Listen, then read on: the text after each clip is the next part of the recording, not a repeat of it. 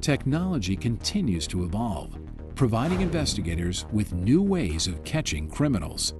By using global positioning chips in cell phones, investigators can trace a phone's location by analyzing its signal strength to a given tower.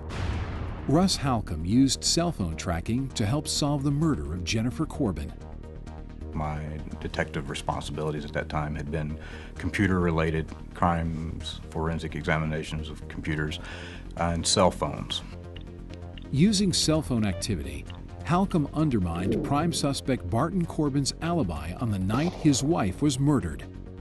I was able to pull phone records and look at the towers that they were hitting off of for each of the phone calls that Barton was making that day. Corbin tells police he went to a restaurant with friends, then to his brother's house at 1:30 a.m. Halcomb disproves the timeline and places Corbin at his own house when Jennifer was murdered.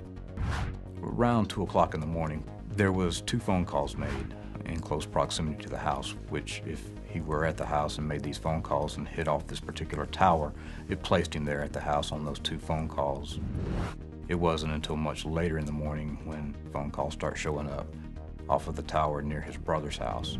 There were several towers in between, so there wasn't a chance of a bleed over or a handoff from one tower signal to another. Halcomb not only disproved Corbin's alibi by using cell phone tracking, but also identified where Corbin got the murder weapon. Through the phone records, I was able to track where he had left out of Gwinnett County through Georgia and into the Troy, Alabama area. I started looking at some of the phone numbers that were dialed. The subscriber information indicated that he was talking to and calling a Richard Wilson. Wilson, an old friend of Corbin's, was confronted by the police and admitted to giving Corbin the gun. Once we received the information and got the statements from Richard Wilson out in Troy, Alabama, the next morning we came back to the courtroom, and that's when the decision was made to go ahead and plead out. This was not the first time Corbin had been a murder suspect. In Augusta in 1990, he was questioned in the death of his then-girlfriend, Dolly Hearn. A similar phone call was made like that during the time of the murder, trying to establish an alibi or something.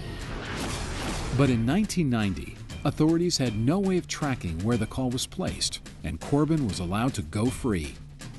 But ultimately, Corbin couldn't outsmart technology.